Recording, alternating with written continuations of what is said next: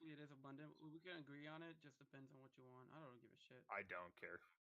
Hey, where's the better balance start? It's down at the bottom. Oh no, Oh, no, okay, it's cool. yeah. It's better balance gains plus sing. Okay, that's cool. I didn't know that.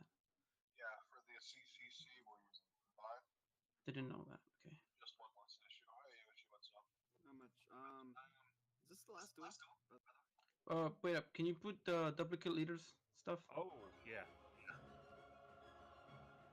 Wait, can we do duplicate leaders? I guess we can. Yeah, it's a mirror. It's a mirror game. We both chose Rome. Interesting. Pick Rome. Yeah, we didn't even talk about it. We just randomly picked it. Yeah, it's either gonna be Rome or There we go. maybe Cynthia. I don't know, man. We pick Rome and we go horses. That'd be nice. Wait. Okay. I had to Alright, switch to get any- Mr. Radio. No worries. Let's go, Sarnith. All right, you guys are ready. Let's kick it off. I'm gonna drop at a channel. All right. Good luck. Oh. All right, guys, welcome to the CCC duel between SL's Sal and TDF's Mercy Lagos. They are both playing Rome, as you guys saw in the lobby there. We're talking a bit forth. It has been quite a while since I've come to cast a Civilization match. And as you guys heard, I had moved with my family and kids over the summer. We had a bit of a hiccup there, and I had to miss the last event. But back in the saddle, it's great to be back. Thank you all for all your support and all the emails and messages you guys were sending me about asking if I would come back for this one. I was really excited to be invited back by Agathy, who had sent me a message saying, hey, you know, do you want to come cast? I was like, well, yeah, sure, why not? And then you guys were so supportive. It was just phenomenal. That said, as soon as we load into this, we will be checking it out for sure.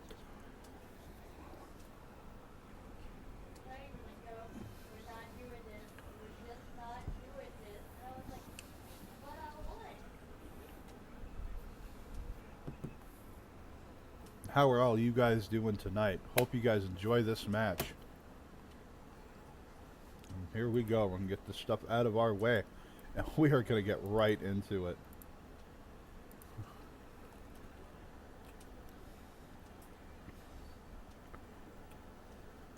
And in the bottom right here, we have Mercy Lagos to roam here. It is a mirror match in both roam. Now, he's in the bottom right here. He's got some gypsum right there. Unfortunately, not hill gypsum, but it's still really great. Now, we can see all these resources here that they can't see just yet, and that is because of the updated spectator mod that's been released alongside with the bigger, better game mod, and then the bigger, better starts mod as well. And these have done phenomenal things for balancing maps out, checking things out here. Just absolutely phenomenal terrain here. He's got plenty of woods, has a rainforest here and here as well. Pretty good start here. Has the river, has a mountain off to the side. Now let's take a look and see where our other player is. Over here on the left, actually. Look at that. Pretty good spacing between them. They both do have an iron nearby now. Sal's iron is closer. Now, he doesn't know this yet. But once he unlocks that bronze working technology to see it, he's going to be pretty pleasantly surprised to have it near his capital. Horse nearby as well. We do have some amber. Has a beautiful deer there. Absolutely wonderful. A 2-3. That's probably going to be a double chop. Amber in the water nearby. This is going to be a lot of culture over time coming through these match here. They're taking their time here, making the best decisions to where they're going. Sal choosing to scout up north there along that western coast. Not too sure what Mercy Lagos is going to do here. Seems to be taking his time to carefully consider exactly where he wants to go now.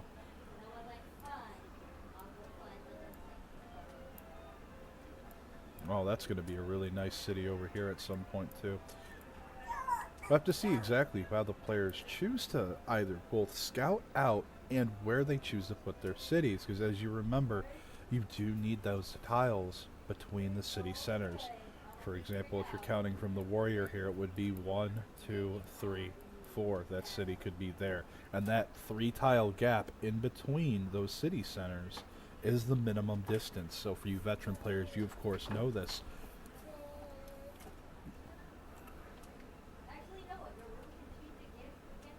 And I certainly hope you guys are enjoying it. Hope you guys are here to cheer on your favorites and have a wonderful, wonderful time.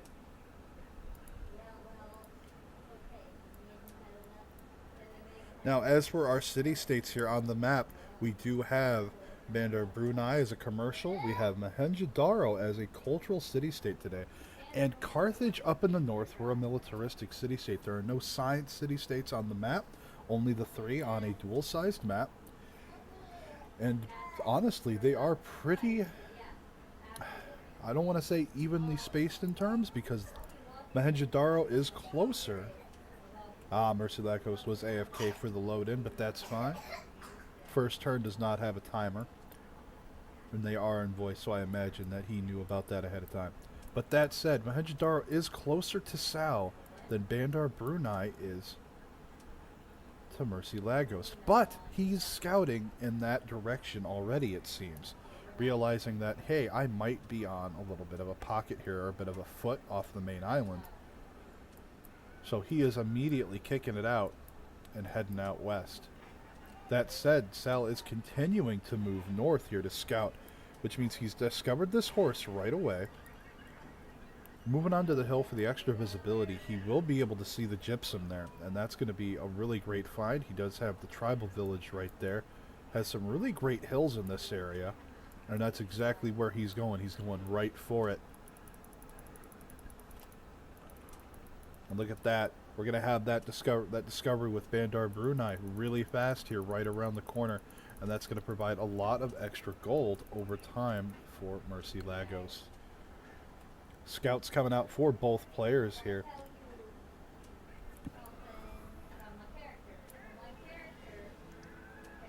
Absolutely wonderful here. I have to admit, the changes made with these mods has been absolutely incredible. Cibs have been rebalanced. It's constantly looked at by the massive multiplayer community that is the CPL. And it's absolutely incredible.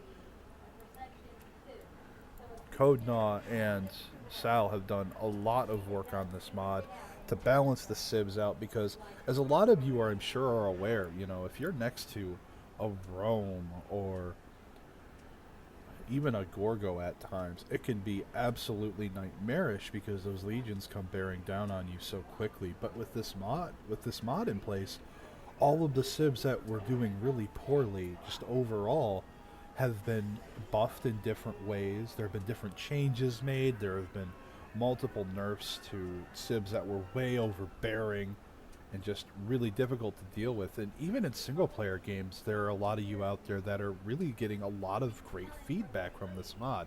And if you're joining us over on either twitch.tv or on YouTube Live, if you'll scroll down below the stream, there is a link down there you can click on. It looks like the encampment if you're on Twitch, and there's just a straight link if you're on YouTube.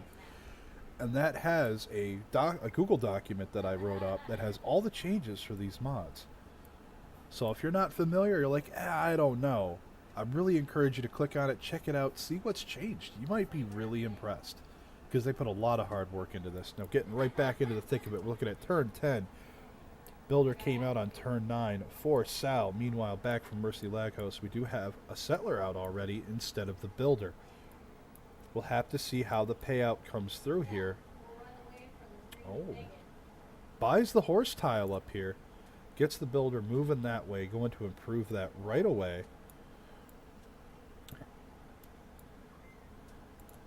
Taking a quick look here. We do have Mohenjo-Daro being picked up for an envoy.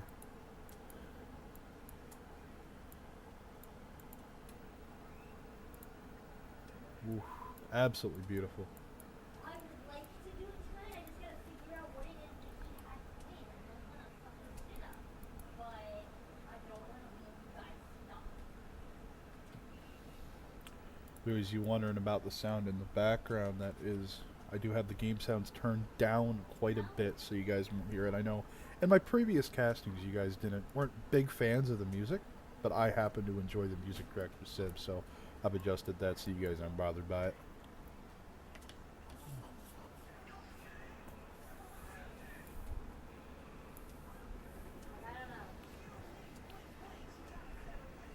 And there we go. Settles coastal city of Antium here as a forward settle.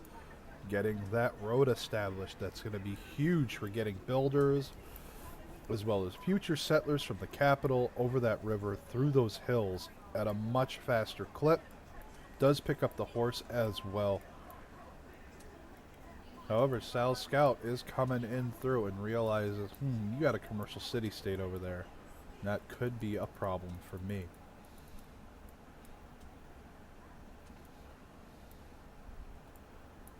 Sal's warrior, in the meantime, heading up north to see what's going on up there. Will eventually meet Carthage here shortly. He will see the borders once he moves onto the hill.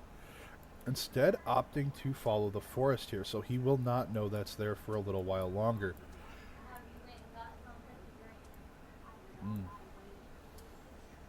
Another settler coming through here.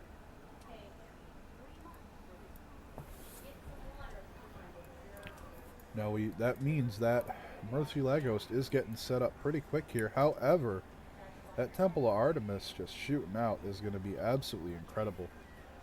But for those of you who are unfamiliar with the Temple of Artemis, it is tied to, I believe, the archery technology. +1 amenity for every camp, pasture, and plantation improvement within 4 tiles of the Wonder. Now, that might be a little different than some of you are remembering, and that's because it was really, really strong beforehand. But just keep that in mind as you keep track of things like that will be counted. It's going to be a lot. Amenities are very important in Civ 6, as a lot of you veterans know, for keeping the people happy. It keeps your production high, your income high, as well as your research. From those heavy labor taxes, if you will, is a good way to look at them for how they can really hurt the growth of your civilization over time.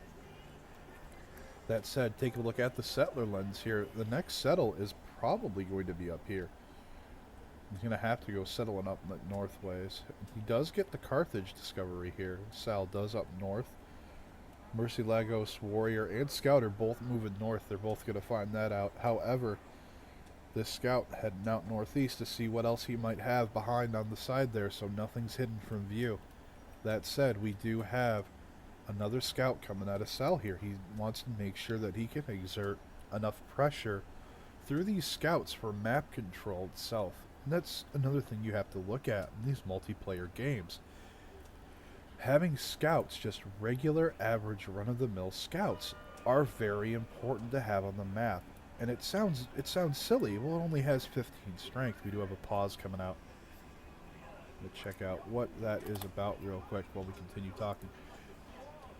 And those Scouts, well, they only have 15 strength, but if you get promotions on them, they can become absolutely massive in terms of ground coverage. And Mercy has to do with things. Okay, so they're pausing real quick so Mercy can take something out.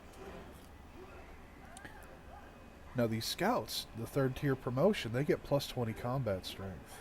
Should be messaging me. I see no message.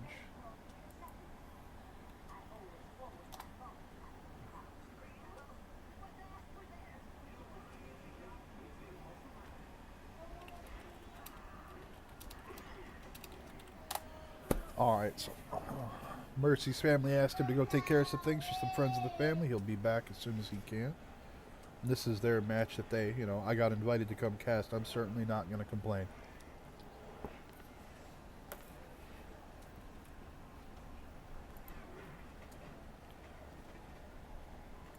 Seems like the map is relatively balanced. Actually, yeah, Agathy, I really like this map a lot for a dual map. I kind of wish Mohenjo-Daro was a little further east. Maybe to like here, or even up here, so that it was a little more equidistant for both players. But other than that, it's honestly great. Both of them have a horse and iron close by. They both have niter. They both have uranium, oil. It's actually really nice. You even have this pocket island back here. If you guys are wondering why I said Sal had uranium, it's because it's on this island. And he may not find that right away, or he may not find that at all, but it's actually a pretty good settle looking at this. Oh, man. That'd be a good coastal. Now that I'm done drooling over the map, let's look back east here. Up north is not bad either. Both could be a frigate game. Yeah, absolutely. Well, actually, that's not true. I mean, you could see frigate support come in here, and that would be absolutely devastating to have frigates or battleships on either side of the choke here. And that could be, for either defense or offense, that could easily swing a tide, because frigates and battleships hit hard as hell.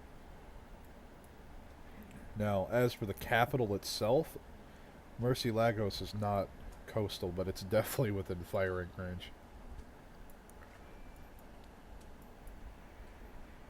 I would love to see these players both shoot out a galley, maybe just one or two, and just hold it for the boost. I'll scroll down to show you guys what I am talking about. Is to get the 2 caravels for exploration for the Merchant Republic government, and you can just chuck out the 2 galleys early on for some exploration. You can really get a good idea of the map sometimes,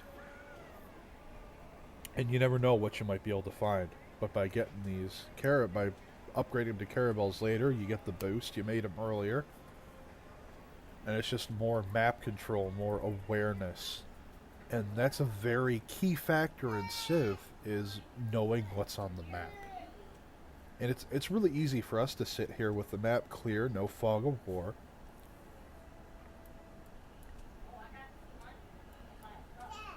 You know, like I was saying, sorry I got distracted by his message chat. But it's really easy for us to see without fog of war. Like, they can't see all these things that we can.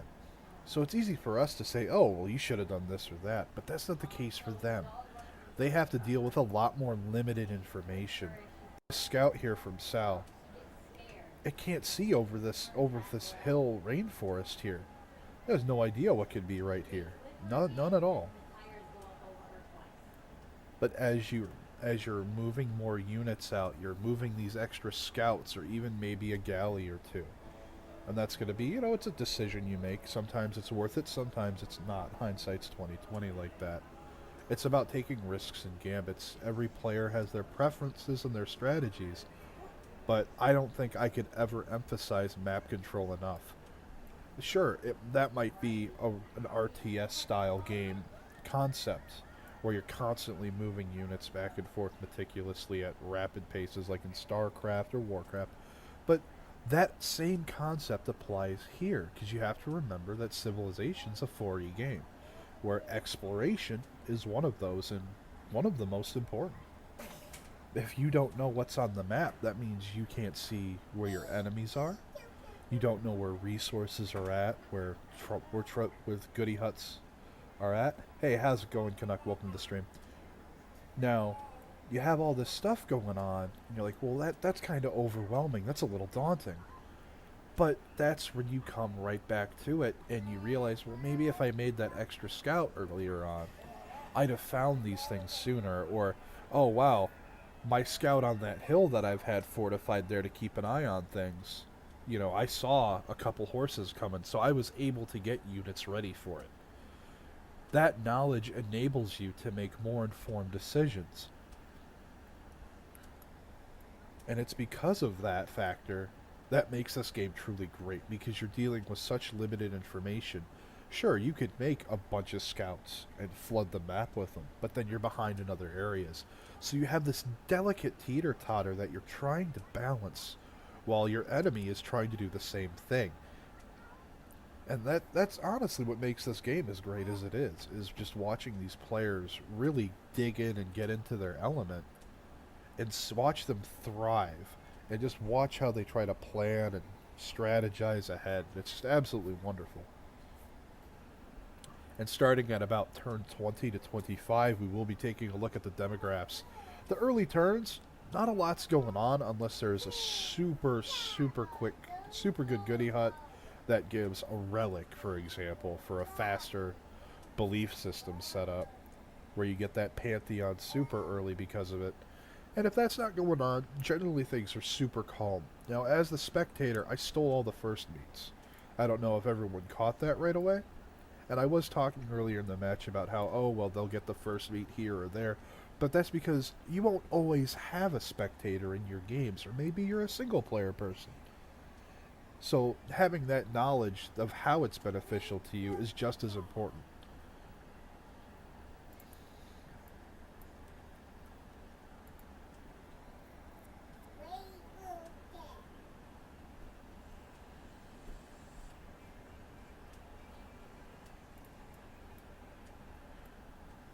That said, right back to it, and I'll pull up the settler lens again. Now, he is running this settler forward. He was following the road to get over the hills and across that river super quick. Again, absolutely wonderful ability for Rome here to throw that bridge down. Switch the game to Civ 6, says I'm playing Rise and Fall. Okay, hold on. Should have changed. Twitch, why you do this to me? All my other stuff says it. Curse you!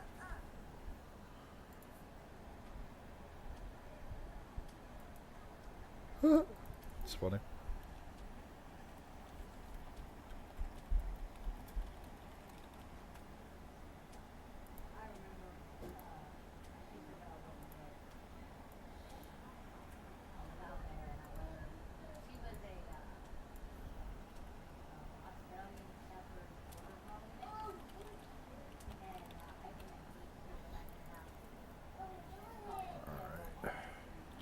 You being silly, game.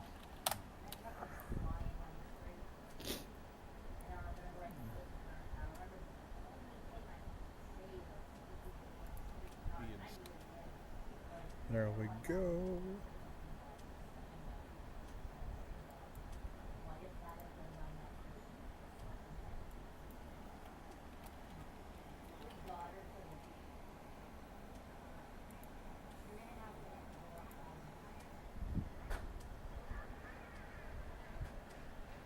There is, yeah, absolutely, Canuck. The CCC is going on all weekend. It's gonna be awesome. That should be up to date with Civ 6 Rise and Fall now, Yosh. That should.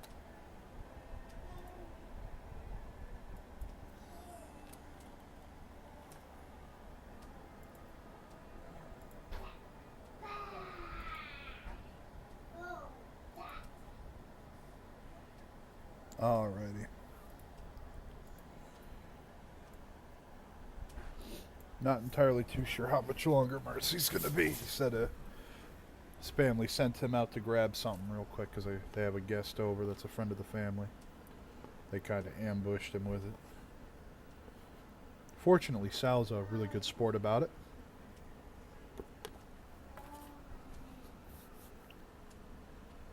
And you know, that's another throwback. Right back into the CPL, the Civilization Players League. You know, for those of you who don't know about it, it's an international community that's been around for 20 years. And they've been growing and evolving with all the Civ games as they've been coming out, updating, and they're an awesome bunch of people. And I really mean that. You know, it's been a few months since I've been there with them, and they're sticking through it, through the good times and the rough times, with patches and changes that come through. Excuse me. Sorry, I'm eating my dinner right now. And they're a great bunch. They really are. They're a very supportive, tight-knit community, and I highly encourage you to check them out. Even if you're a single-player guy, you know, you'll meet some good friends. You know,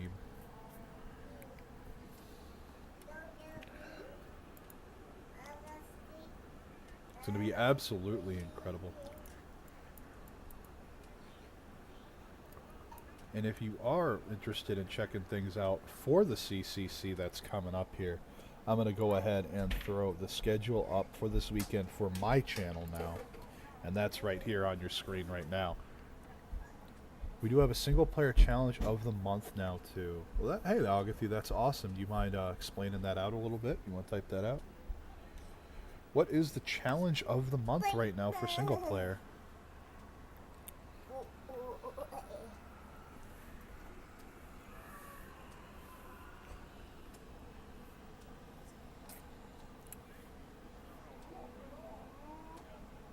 I'll go ahead and I will pull that down.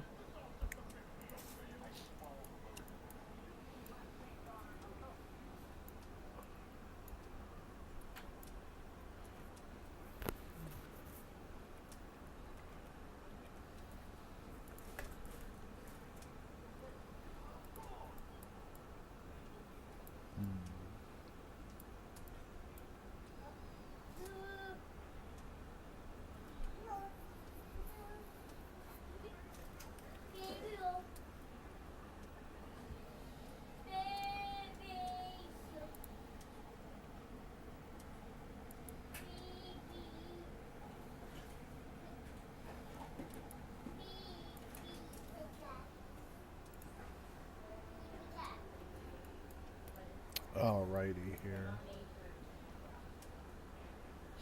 For those of you that are just joining us, Sal's Rome here on the left side did scoop up the Temple of Artemis super early.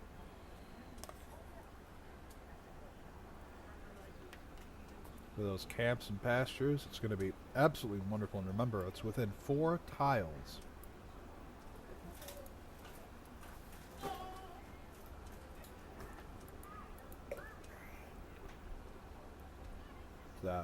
This horse here, the camp right there on the deer, that'll be a free 2 amenities right there alone. This cattle is within range, not of the city, so when he expands up there, he'll be able to grab that as well for the free amenity too.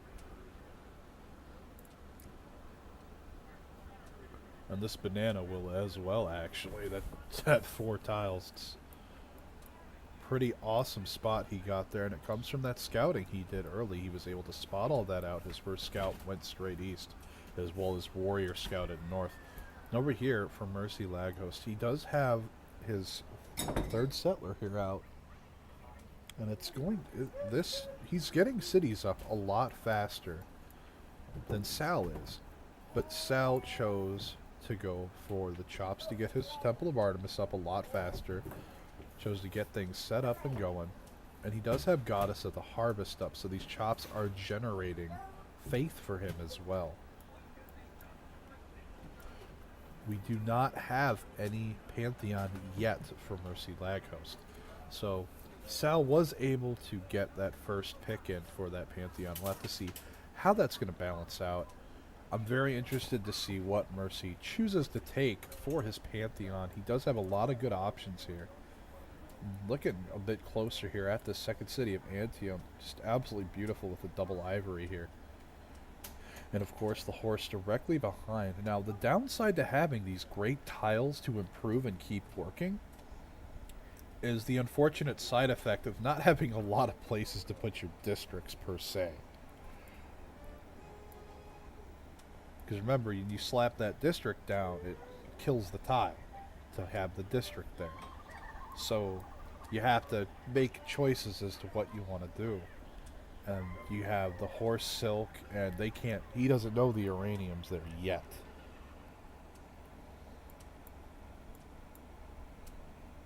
So as far as he's concerned, he could chop this rainforest and slap a district down and be perfectly fine. The question is whether or not he's going to irrigate the silk or try to make a bit of a triangle here next to his capital with some districts here.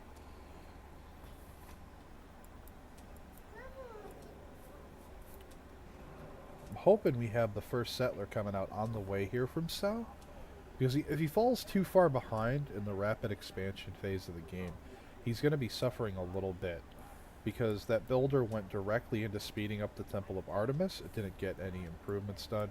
Can't chop silk, fair enough. Yeah, but you can kill it with a can't you kill it with a district placement? Because I know you can kill a lot of other stuff with that.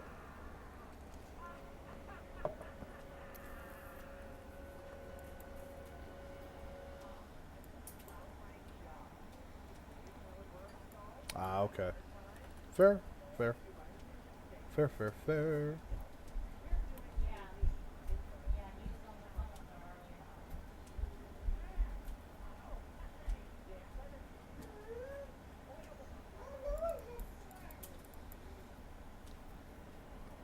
Quite a bit of dead space right here between the players, unfortunately. Can't place on luxuries or strategics if you can see it. Alright. A lot of flat land right in here too, unfortunately. But it is surrounded by more useful tiles, so that wouldn't be too terrible. Can't settle in here though, that's very unfortunate.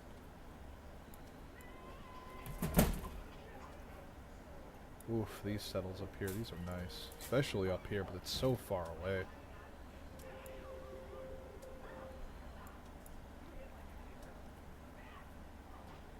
Again, I do apologize for the delay for everybody that is joining us just now. Mercy had to go take care of some business in real life.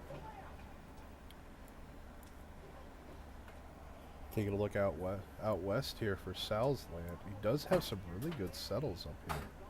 Has some hill gypsum right there, stone there. Of course, the cattle here, that's going to be improved for the Temple of Artemis. Oh, look at that. He has some good ivory there as well. The sheep up north, as well as the bananas. Plenty of hills to work with and forests. The flat land that he does have, honestly, is not that bad.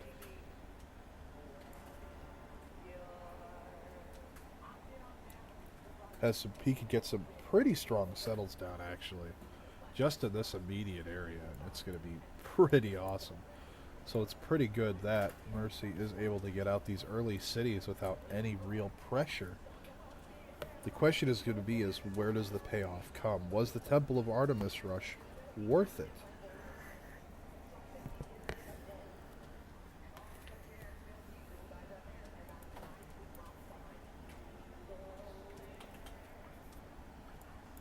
Take a look at the eastern side here. Now, we took a look at this earlier when Mercy was originally choosing where to place his capital. And now that he has, we can see what his remaining settles are going to look like. And before we weigh in, make any, opinions here, where do you guys think you should settle in this area? Now, everyone's going to have their own opinions. Some of you may agree, may disagree. But think about it. And think about, is it worth squeezing in the most cities you can back here? Or would it be better to just drop one because of an ideal placement or slightly displace the second to a different area? Because you have plenty of tiles to work with along this coast to keep the coastal water. You have a mountain here and a river, on this side at least, and the mountain up here, to where you could always build an aqueduct. It is Rome, so those baths are absolutely fantastic. So that's not a far-fetched idea either. Of course, you have the iron here. You have gypsum as well. Have some beautiful woods here. Rainforest on hills. And have some great hills as well. You have the wheat up here as well. Having some good food, as well as fish nearby the coast, as well as some reefs, as you can see. He has lots of settles inland, so the ivory settle is fine this way. 100%. Completely agree. If you're referring to this one here. Oh, the gypsum? Okay.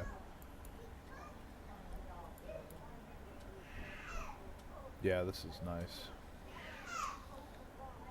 So you're gonna get the gypsum settle, you grab the flat here, this flat plains. You get the mountain, the iron, and then the 2-2 rainforest right away. Now you wouldn't be able to grab anything else over here city-wise for dropping, but you could if you really wanted to place a city right here. Right on this tile here, the 1-3. Yes, dude. Oh, I'm sorry to hear that. Is it still alive? It's okay. It's okay? Alright. She didn't crack it. You want to say hi? She almost threw it at me. You want to say hi? You're not having that bone. I can almost tell you two are sisters fighting like that. Yeah, she is. She almost hit me. I'm sorry to hear that, dear. That was very close to hitting me. And of course, everyone's favorite part of all of my streams, my children, right? So looking up north here, we do have an awesome natural wonder here. Look at that. Absolutely beautiful Lake Retba. And, oh, look at the land around it, too. It's just phenomenal. Man. That's just beautiful. Oh, there's a goodie hut up there, too. I hope he finds it. I mean, Sal's the one scouting up there, not him. And that's the unfortunate part, by not getting the extra scout out. He's having both his warrior and scout go in a northwesternly direction here, as you can see, above Bandar Brunei, heading toward Mohenjo-Daro, as well as the scout heading north towards Carthage. And he's seen the warrior coming from this direction. He knows the scout's over here as well. He doesn't know where, but he knows it went by. And that's the important part of remembering, because turn by turn, you have a general idea of how fast these units can go. And as you become more of a veteran at the game, you're able to more mentally keep track of these things and these differences. And, well, the scout didn't show any promotion flags on it. Hey, thank you so much for the support, man. Hope you're enjoying it. I look forward to catching you on the flip side this weekend. Thanks for stopping by. And you just have all this information that you can try to keep track of. Because as the units get promoted, you'll see the little 1 or the 2 in a banner next to it. And you're like, oh, well, he has 1 promotion. Did he take the hill promotion for hill movement on the scout? Or the woods that lets him move on without any hindrances through either hills or woods? And you're like, and you have to make a guess basically, an estimated guess. And if you're really lucky, you'll see the scout move through hills or woods, and you'll be able to figure it out yourself. But you don't always have that benefit. So you have to really sit back and think about whether or not that, oh man, thank you so much, man, really appreciate it. And you have to really sit back and think about it, because you have all this information go through. Oh, you guys are just blowing it up tonight. Thank you so much, guys, for the follows. And you just got to try and keep track of it. And the more that you play, the more, and even with some players, you'll notice that certain players are more aggressive than others. But what if you're a single player guy? What if you play against the AI a lot, or with your buddies, you and a buddy team up against the AI? Well, the AI is not always going to do that. They're just going to promote these units up, and they could do who knows. Well, you have to keep that in mind in your head and be like, well, I know there are so many hills and there's not a lot of woods, so if he took the hill promotion, he's probably going to be really close. But if he took the woods promotion, I have another 2 to 3 turns before that scout shows up.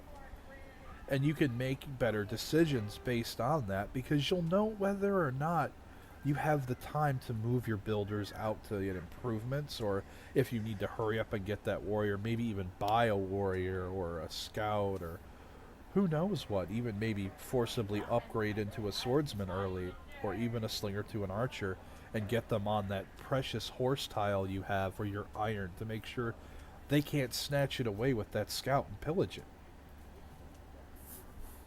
And it's those small things like that that you're going to get better at over time, and it's going to make a huge difference in the long run of your play.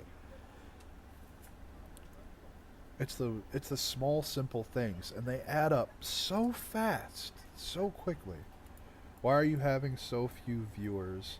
That good answer to that question is that I haven't streamed Civ in a while, so people are like, wait a minute, he's back? He still does this? So it's probably going to be a little bit before everyone comes raiding on back, before I'm sitting at the 80 to 100 plus viewers that I used to when I'd cast matches like this. That and the major CCC events are coming up this weekend. We had the duels throughout the week. I only just got invited recently to come cast, so there was that too. This was more of a spur of the moment thing. And the game has been paused for quite a while because Mercy had some real life stuff come up that he had to take care of. But I do hope you guys are at least enjoying the commentary that I am trying to fill this space with while everyone's waiting. Again, huge thanks to Sal being a really good sport about it. Mercy had to take care of something, and he was like, yeah, man, you do what you got to do. So real big shout out to Sal for that.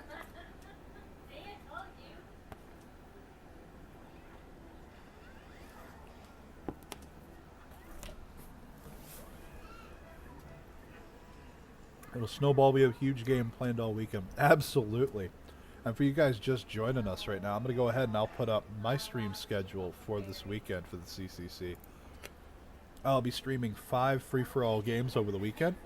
On Friday tomorrow at 8 o'clock Eastern will be the Continents match for a free-for-all game. Oh, thanks, man. I really appreciate that. I'm glad you enjoy the streams. It's great to be back. It's been a lot longer than I would have liked, but, life happens. You gotta adjust, adapt and overcome, and that's what I've been doing with my wife and my kids after the move, and I'm glad to be back. It's good to be back in the saddle. Getting right back into it, we have the Free-For-All Continents map at 8 Eastern, and that'll be tomorrow morning for you early birds out there, or you Asian and European players out there. Might be a good time for you guys to swing by. And then at 1800 Eastern, there's going to be a free-for-all on a Pangea map as well. And that's going to be pretty big slugfest, I think, having everybody crammed onto one landmass. Hey, I appreciate the follow, man. I really do. A huge thanks to everyone who swung by. You know, it means a lot to me. It really does.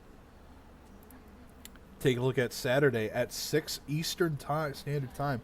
We have the free-for-all Iron Man match. And that, there's no conceding, there's no CC. You're playing that game till we hit a victory screen. You know, it's gonna be one hell of a match. I'm really looking forward to it. The last one we did that I cast lasted about, I want to say, 10 hours. It was awesome. Oh, well, thanks, man. I appreciate that. And then at 1800 Eastern on Saturday, we have the free-for-all where everyone's going to be playing the same civ. And how that's going to work is players are going to be they're all going to pick a civ, each one of them is, and they're going to message a moderator with that civ, and there's going to be a random pull, and that's whatever civ gets pulled from the random generator from those picks, that's going to be the civ they play for that match. And all of them it's going to be a full mirror, and it's going to be crazy.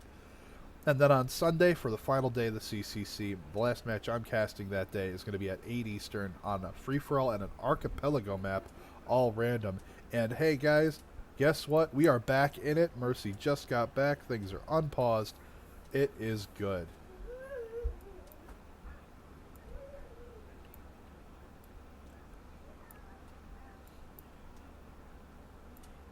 Taking a look here. Scouts moving out eastward here on the southern side. Oh, Warrior gets bought over here at Antium here to escort the Settler forward. Ed started just seeding the balanced maps of the CCC. Let me know if you'd like to try having a co-caster for some of these matches. Absolutely, man. You know, being able to share this with the community is what makes it absolutely amazing. And I'm more than happy to have someone co-cast.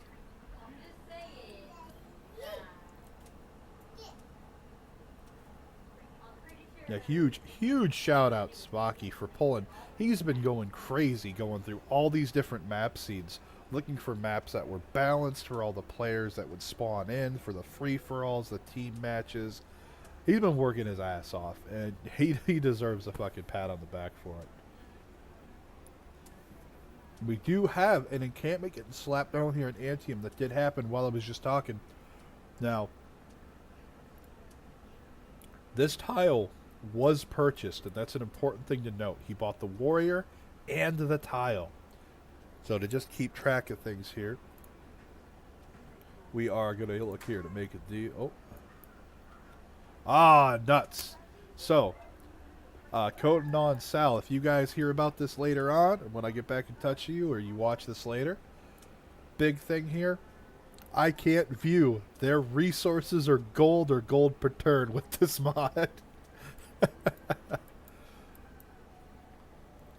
That does limit me a little bit, but there have been huge benefits to the changes that have been made in the spectator mod. Like, I can see the niter, the iron, the coal, the uranium. I don't have to wait for them to discover these things.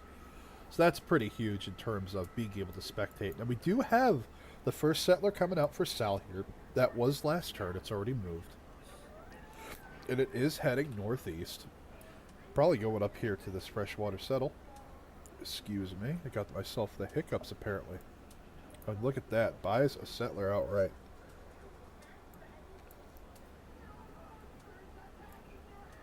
Yeah, that was a purchase, in fact. He did not hit a goodie hut this turn. Oh, wow. Look at this. Coming up to that lake for that freshwater settle. Is he going to move the extra turn? Yep, it looks like he is. He's going to go for that hill settle. Grab the horse right away. It is going to be on a lake for the fresh water. He'll have the rice as well for rapid growth alongside that horse. And he's probably going to buy right into this horse as well when he can. This is going to be absolutely awesome. And you know what? He doesn't even need to buy into the horse because he has the builder right here getting ready to improve the first one. I stand corrected. Heading northeast with the settler. Where is this going to go?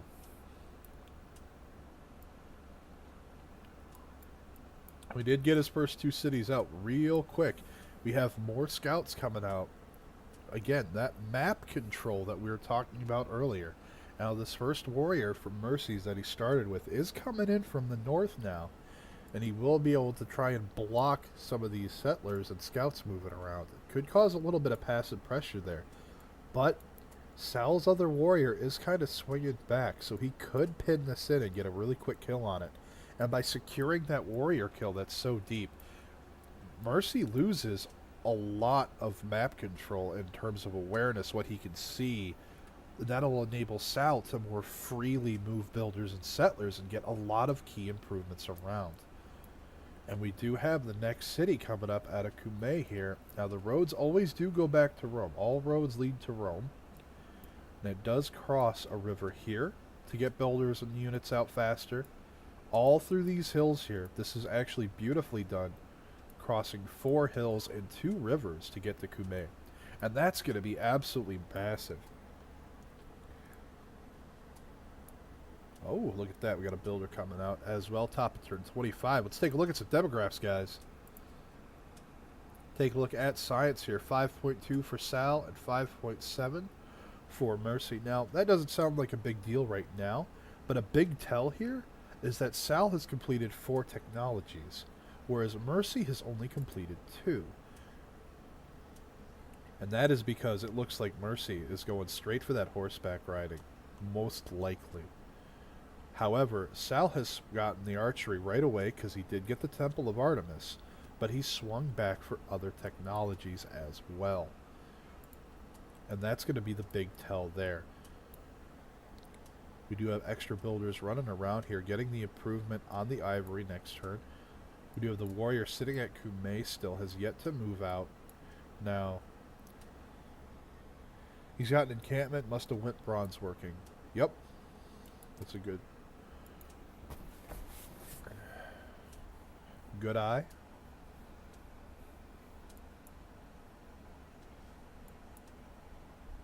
We do have more warriors coming out here, so he is going right for those legions. Sisha gets set down here. No rivers crossed. He put it on this side of the river. He has to hard-tech ironworking, though. Yeah. Now, that said, we do have an iron mine here. How long have you been playing this game? I have been playing Civ 6 since...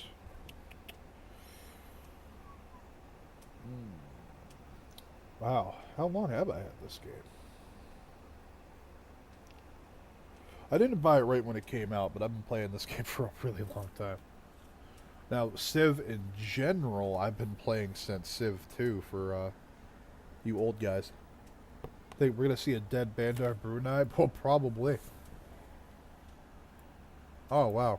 Thanks. He's going to enjoy that being bought up already. Now,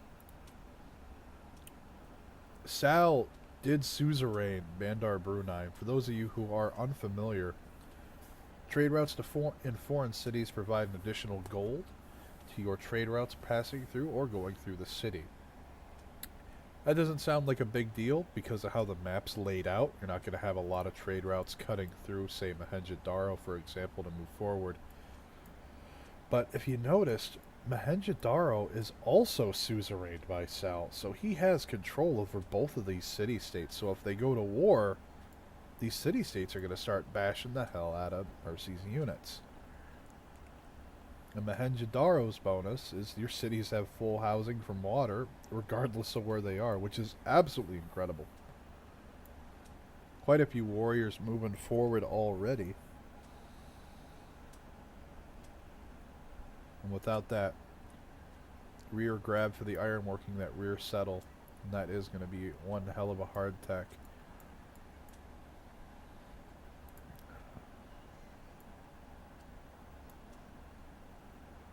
Oh, Mercy choosing to go for Carthage here. Quite interesting decision there. Builder coming out there. Mohenjo-Daro. Chop, chop. Ooh.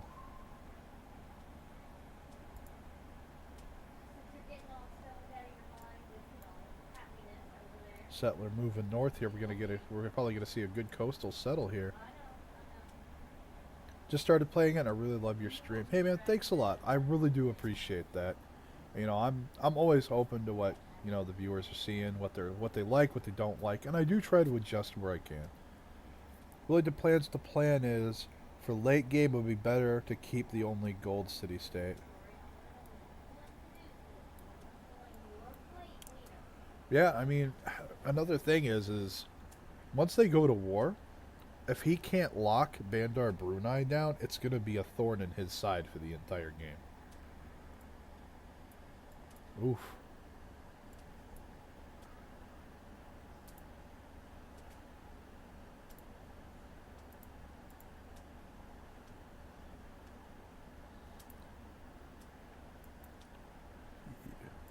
Whoa. Sal levies Bandar Brunei's forces here. Has him for 15 turns. That's interesting. You you don't see that often. Oh, well, Mercy's got 3 warriors about to be in his face.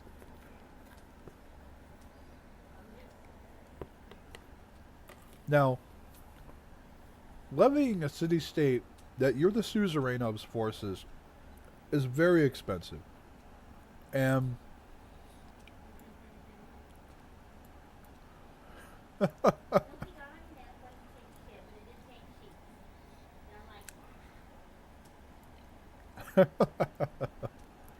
however, this is a lot of extra pressure that Sal's going to exert on Mercy that he really may not have been expecting. Ask Sal how much was it in a private message. And now you have pictures of another person's family all over Facebook. What?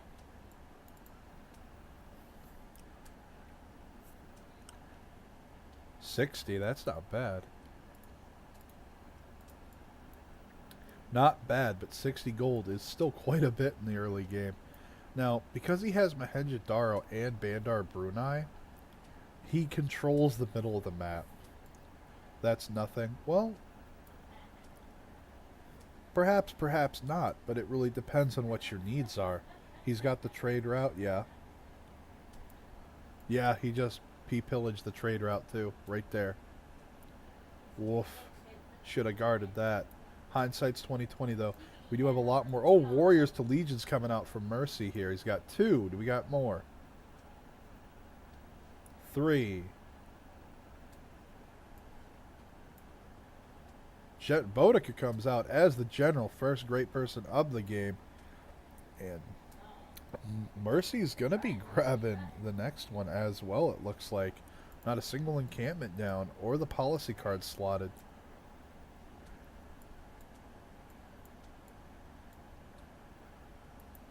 Forcing those upgrades out of Mercy is going to slow down his economy a little bit, as well as the huge hit on that trade route.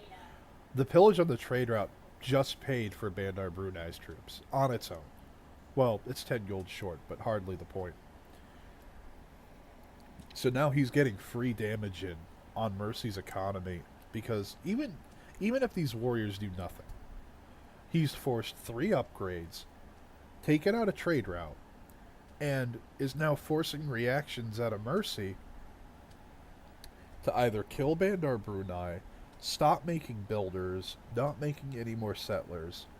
While in the west, we're going to look over here real quick, he's got his 4th city down. He's getting to sit back on his laurels, so to speak, because he's safe. And we do have the Stonehenge. Take Bandar, absolutely.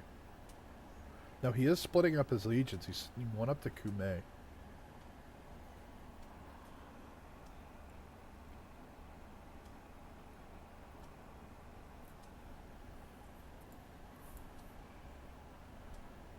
We do have some hits traded out over here.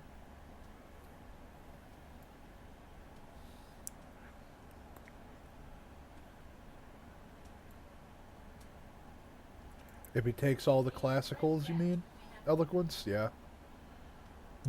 Generals are nothing to scoff at. They're really not. And Mercy is getting some free promotions on this warrior out here.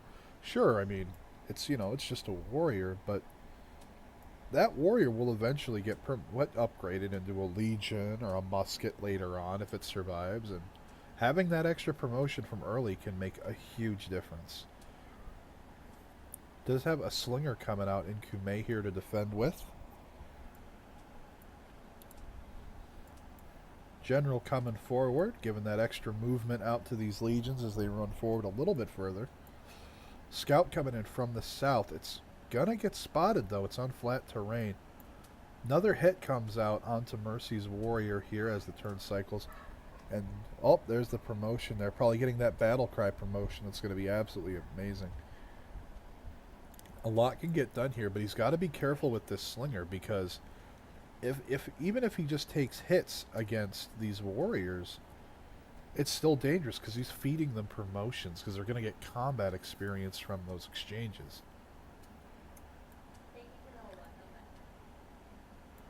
Back in the west, we did point out the Stonehenge. We are going to take a look at the Catholicism religion. Defender of the Faith and reliquaries have been taken.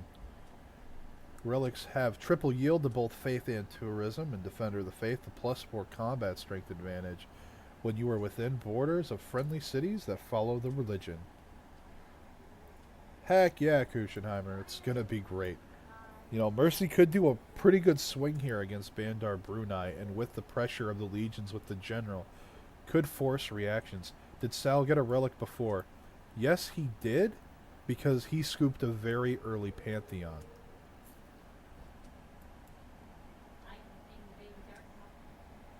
And we do have the Oracle coming out as well. We are going to see a religious game.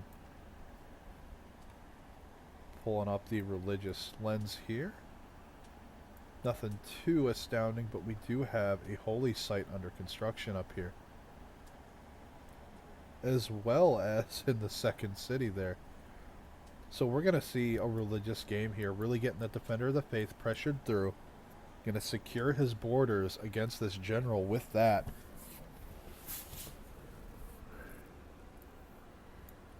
Oh wow, this warrior has had better days. Bandar Brunei is definitely going to fall, but as you can see here, they are building walls right now. And if those walls do get up in time, it's going to slow things down. Sal got a golden age.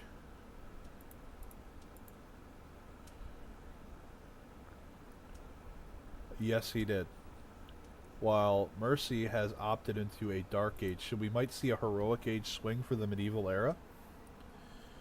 That does happen for you newer players. If you go dark to golden, for example, Mercy's in a dark age now. If he gets a golden age for the medieval era, then he's going to swing into a golden age, or into a heroic age, I apologize.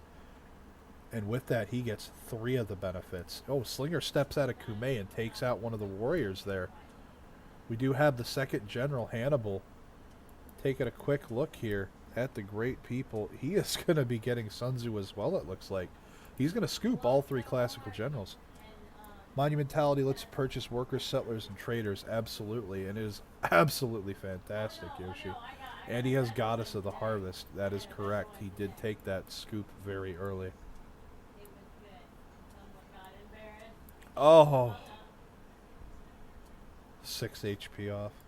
Faith purchasing builders into chopping for more faith in production. Yeah, it's going to be pretty awesome to see. And we do have another legion following up here. This scout is going to have to run away. Oh, Bandar Brunei made a builder. Well, thanks for the free thing, guys. And he takes the city, holding it down. The levied soldiers are gone because their actual home has been destroyed, and with that, their units disappear. Now, back in Sal's lands in the west, he does have a lot of builders running around doing chops, improvements. He's trying to get all these holy sites set up, really make this oracle into something fantastic. And it's going to be pretty awesome. Now, he did lose a chunk of gold income by losing Bandar Brunei.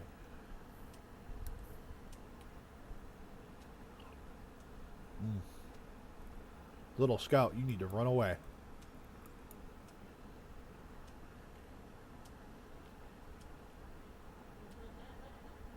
chips the general down. Both players sitting on 4 cities. No more settlers coming out just yet for Sal. Now Mercy was forced into a heavy reaction. So with these legions out now and the few remaining warriors, he's going to be able to really focus in on SimCitying because he's really safe. What are the odds currently, do I think? Right now, Mercy's in a really favorable position because he has these legions out. He has an established military. He also is scooping the classical era generals, which also apply to medieval era units. So as he transitions, all these generals will still be useful. And by having the 2 that he has, he'll be able to get units from his capital in Ostia with that movement bonus all the way out to Bandar Brunei. And if he gets the 3rd, that general's probably going to be sitting somewhere around here to get all the reinforcements from Kume or any additional cities he makes faster through.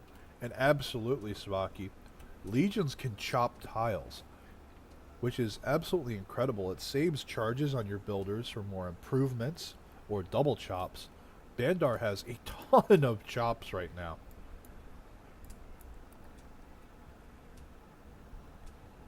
Double chop wooded deer.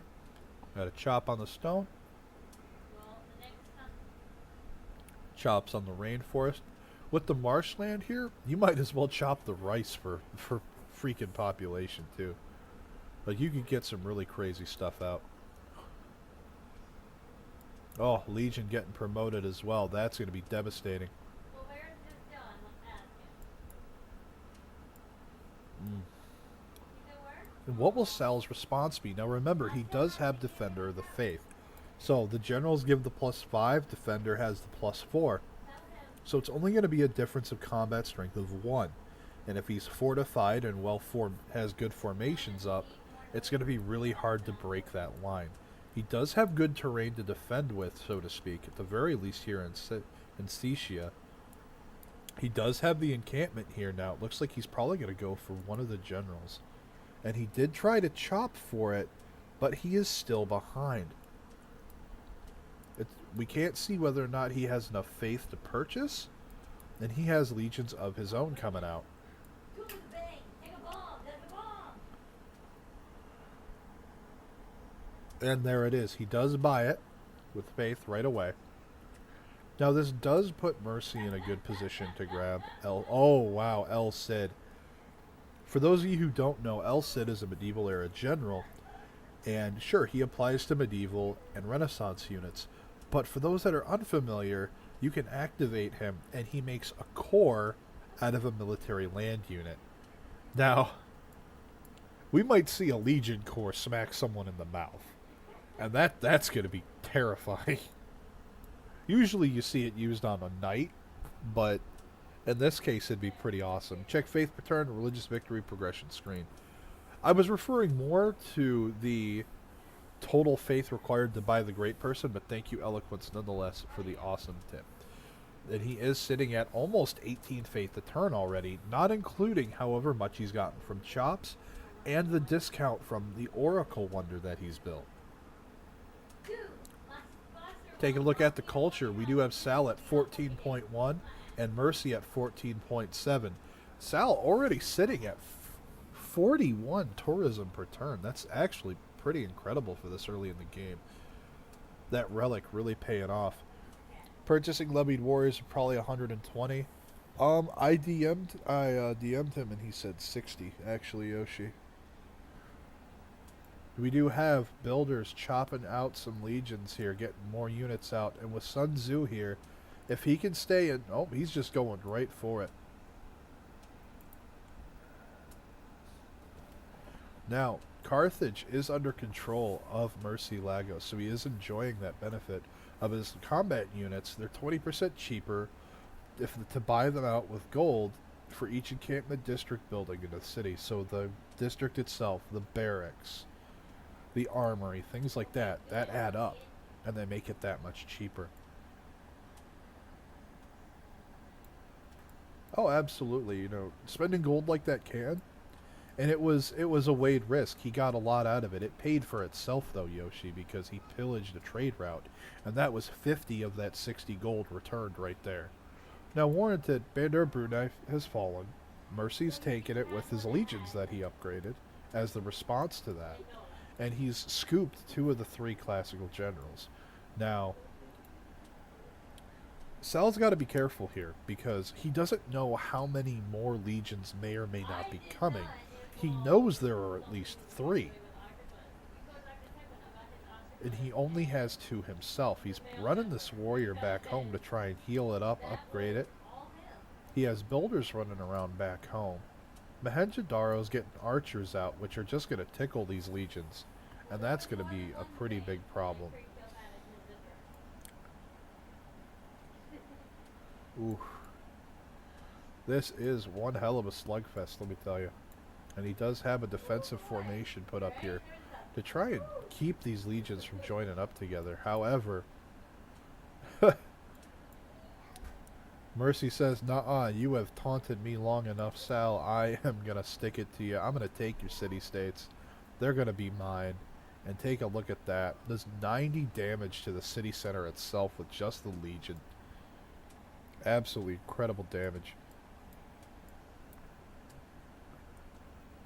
Another settler coming out from Mercy. He's got another trade route coming out from Ostia here. We'll have to see if he sends it forward to Bandar Brunei, perhaps, maybe to connect to Kume. Big hit. Oh, heck yeah, man.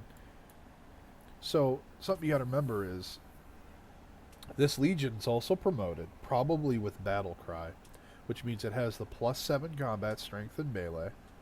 It has a general next to it for another +5. So that's +12 to its combat strength.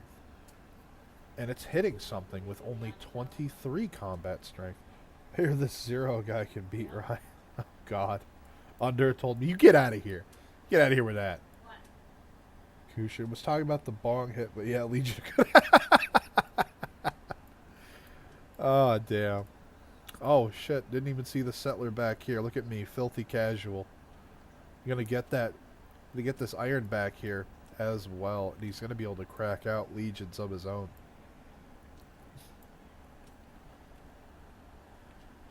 Oh, wow. I think he's going to try and get that trader out up to Carthage.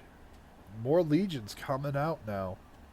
But will they be there in time? Now, Mercy doesn't have any real reinforcements behind this.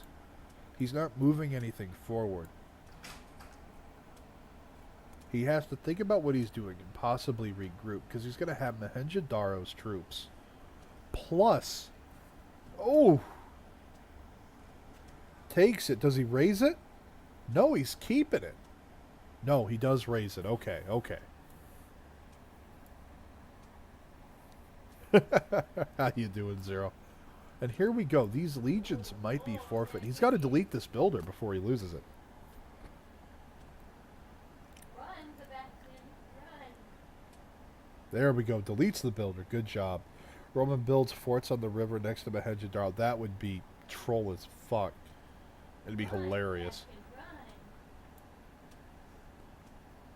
It's a good raise. Denies it entirely. Well, and Mercy's getting another 2 cities out behind this. Sal needs to react to this. He can't ignore it. Look at that 6 culture theater square. Whew. That's beautiful. We're going to take another look at the demographics here. Look at it, turn 41. Science, we're at 13.5 a turn for Sal. He's got 10 technologies done. Mercy, on the other hand, with 8 technologies done, is at 10.2. So he's starting to fall a little bit behind. Now, it's only a difference of 3.2 science a turn. But over the course of 10 turns, that's a difference of 30 science points. Adds up a lot over the course of the game. Now, at the end of the turn, we did have the Legion scoop the hit and kill that Legion off. However, the builder being deleted does get denied. Legion with the General does pull back, get the promotion on the hill. Is Sal going for the culture victory? We're not sure. He only has the tourism from the 1 relic as far as we're tracking. We are going to take another look at that though after this.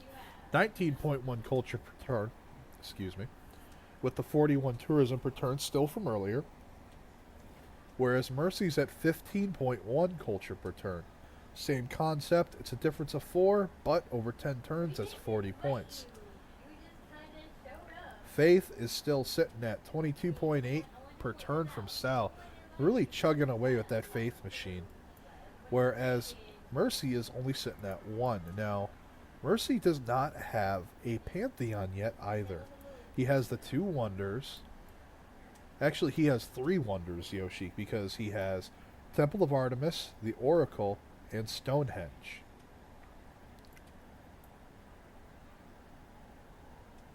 We do have the government plaza going down next to this holy site as well.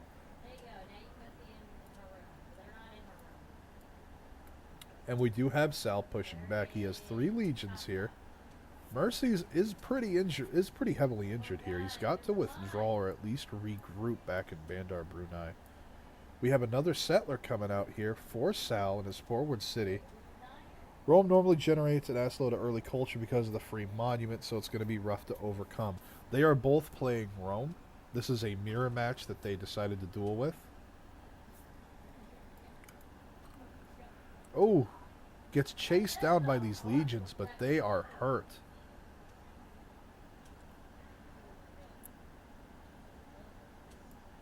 Bandar Brunei does have walls up.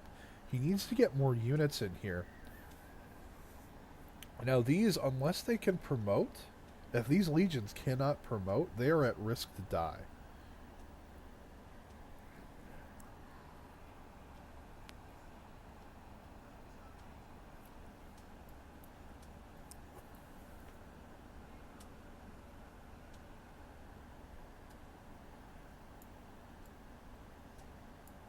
Oh, we have some more chops coming out. Legions coming in the back here, getting some chops done.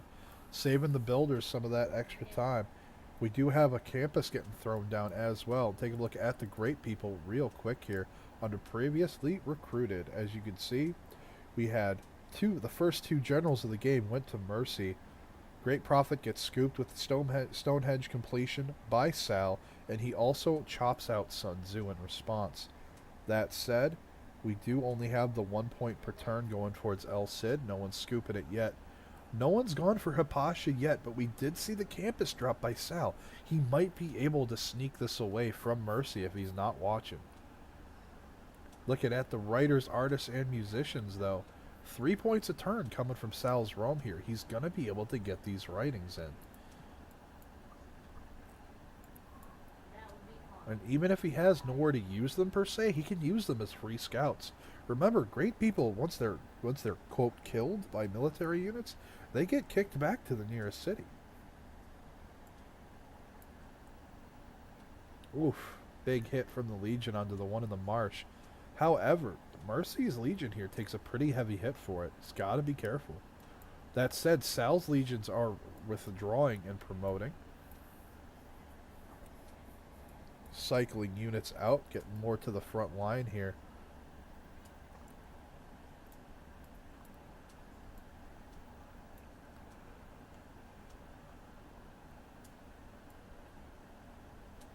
Oh, is he going to settle on this cult?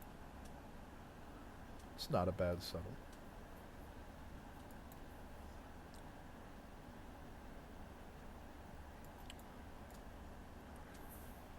I was eyeballing here and here personally. Get the 2 cities in, grab really good tiles, expand to really good tiles. But out here, he will get to this oil that he will be happy to discover when they get to that point of the game. That said, we do have a double promoted scout up here from Sal, just kind of exploring, chilling around. We could see some really sneaky shenanigans if it sneaks back in. Might be able to get some really good pillages off. We'll have to wait and see. However, the action's at the center of the field. Sal now has a more overwhelming force. Mercy needs to withdraw and reconsolidate here. If you take a look at the military strengths right now, Sal's at 202, Mercy's at 133. And that doesn't sound like a big difference, but at the end of the day, those extra legions that are coming, those are big hitters. No ifs, ands, or buts about it. But Mercy does have the 2 warriors at Bandar Brunei and just kicked out an archer there. So he is getting ready for the hit. That said, Sal is getting ready to drop a city out here. And that's going to be absolutely wonderful for getting that road back to his capital. And over this river and through all these woods and these hills. It's going to get a lot done for him.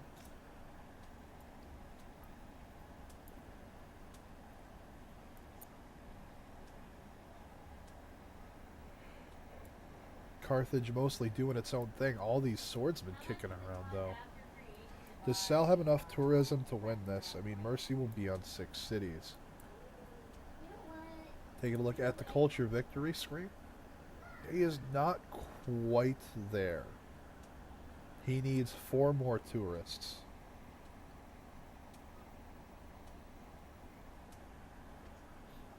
That said, I mean, Mercy's going to need 6, but we'll have to see. We could see a culture swing here. It's not impossible.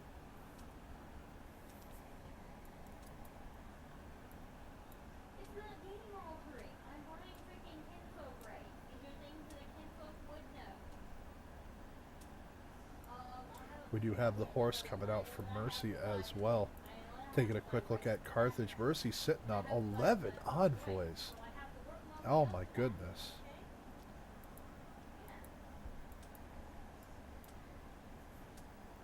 The slinger attached to the settler up here, it looks like it is going for those northern settles. However, these units are all pushing northward, so could alternatively go for the religious victory as well. Absolutely. Now, where is this going?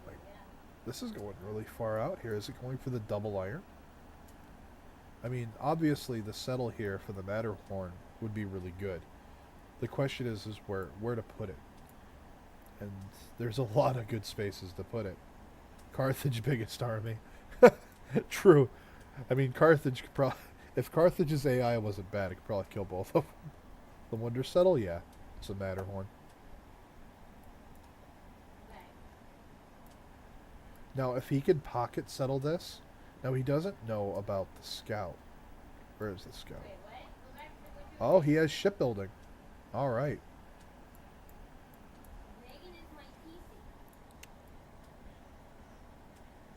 Desert Gypsum's a really good settle. Yeah. Well, I don't know. Like, instead of the Gypsum settle, I was thinking the hill. The Plains Hill. Just to grab the iron right away, and you could expand easy to this one. Because that's a 3-step from the Gypsum, but it's only a 2 from the hill.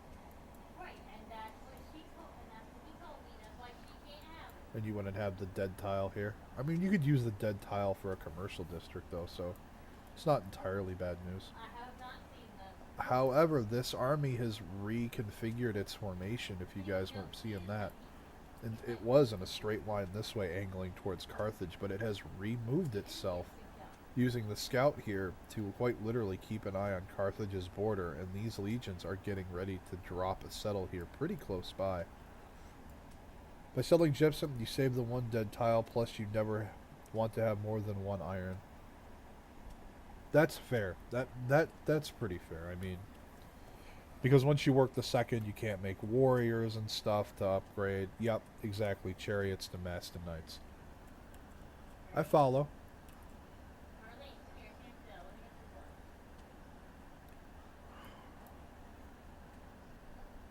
I'd like to see this horse do a run by, but it would have to be down here, not up here. Because if the horse did a run by with one of these classical generals and just do a pillage run, it could get a lot done. Oh, another archer coming out. All right. You have Equile and another settler coming out. This one's sneaking on to get to that Matterhorn settle. This is going to be pretty big. If Mercy holds here, this is going to be the swing factor. We got 5 cities. I'm presently just now 5. We have 6 going up north, 7 here. We have potentially city 6 here. There's Hypatia there. If Mercy does a huge knight hit behind this, he might be able to sweep, because Sal's just invested into these campuses. He's not had the chance to milk the benefits. Now, Sal is ahead in technologies along the tree,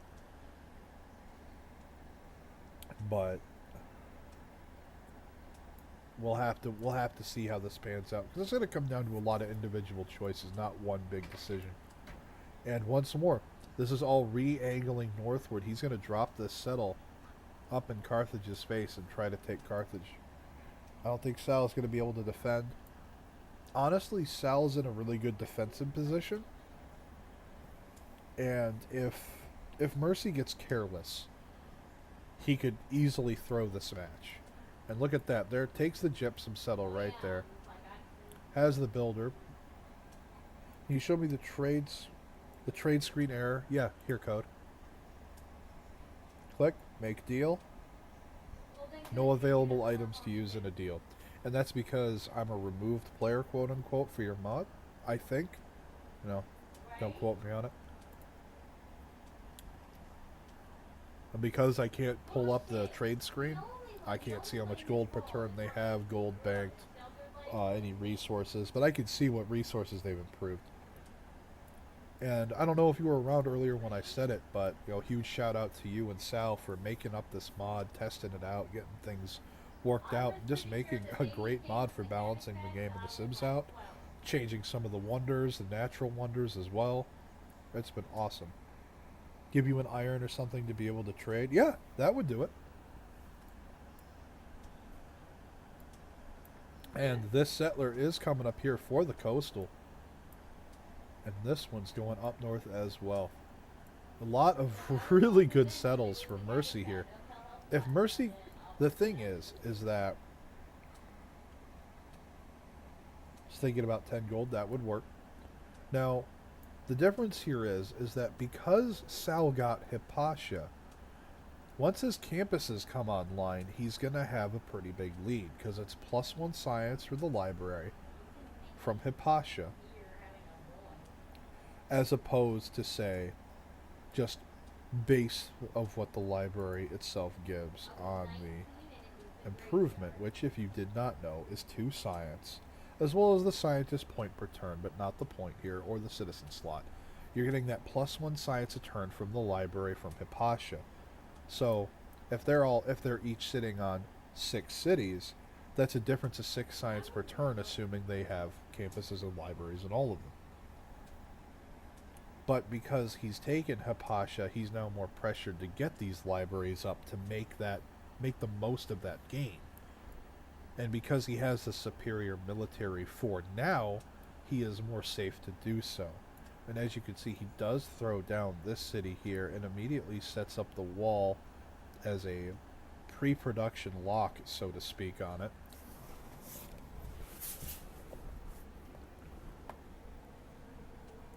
Plenty of fortified legions here. I would not be surprised to see a settle right here. IMO, I think the game will be decided by gold management. Super important to keep Carthage alive for Mercy so we can run international trade routes, whereas Sal cannot. Very true.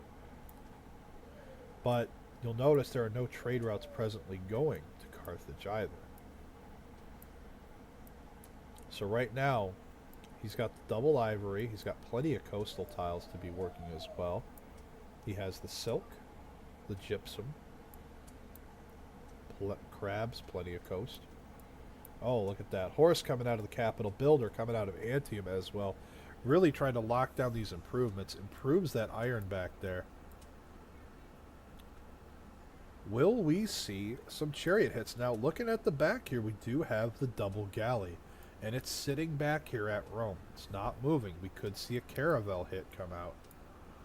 Or perhaps it'll just be used for the boost later on to get the Merchant Republic sooner.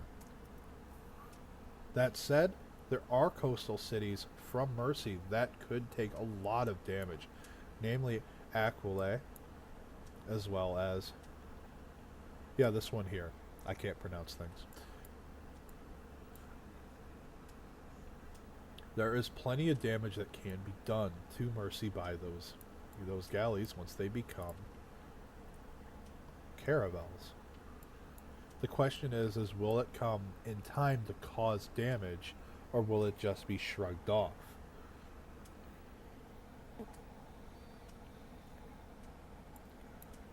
We are at turn 51 here. We are going to take a look at our culture screen. Once again, we're at 2 out of 6 tourists. So Mercy is generating a little bit of culture, but Sal's a third of the way there. He's got to step up his culture game, slap something down to get his tourism going up a little bit here, just to elevate his culture to try and really make this a hard point. 14 science a turn from Mercy with 14 techs, but look at this, Sal at the 34 science a turn. He took that space, that breathing room he gave himself with this inflated military, and he's turned it right into science. So if Mercy doesn't do something, he's gonna fall behind. He's at less than half the science of his opponent now. He is, however, doing a great job keeping up in culture. 27.5 from Sal to 25 from Mercy. So there's not a big lead there, and as the game progresses, that little difference in their per turn scores means a lot less. Military strength is comparable, but when you're looking at the formations here, that matters too. Those benefits of fighting side by side with your allies. Another settler coming out. Goodness gracious.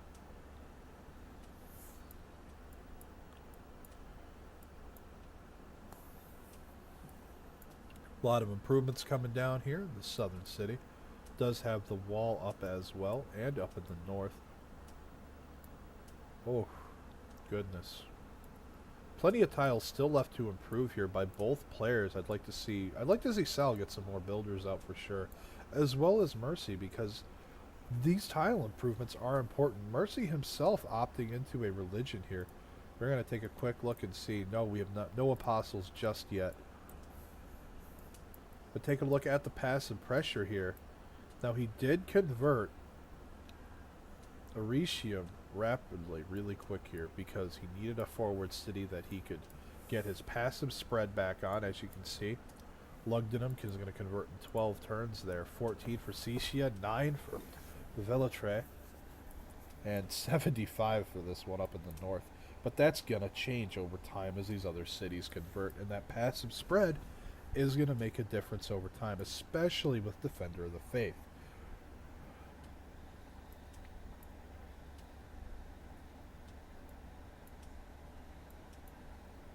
Question is what will Mercy choose? What is he going to take for his beliefs?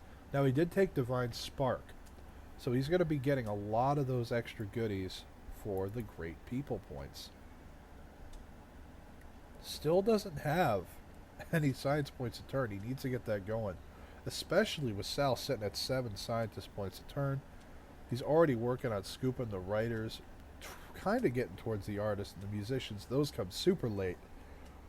El Cid, though, it's getting closer and closer. That's going to come down to a chop, I think.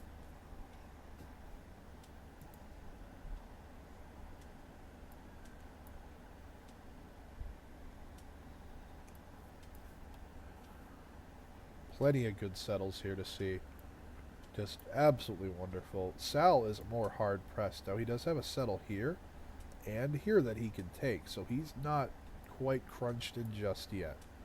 That said, he does have Mercy in his face here, working a sort of contain.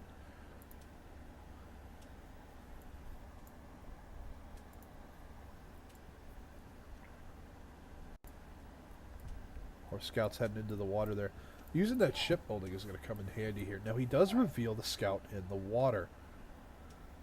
I do think he has that on Auto Explorer. We do have a chariot escorting the settler here. We're looking at 14 envoys in Carthage. He must just be scooping quests left and right, saying, man, I don't care how many you get. I am still going to be a thorn in your side. This galley coming out, though, if it scoots out, it could kill this scout real quick. Well, it won't be able to kill it, because it's going to be able to get onto shore, but he's got to get a horse or something out here to deal with this scout.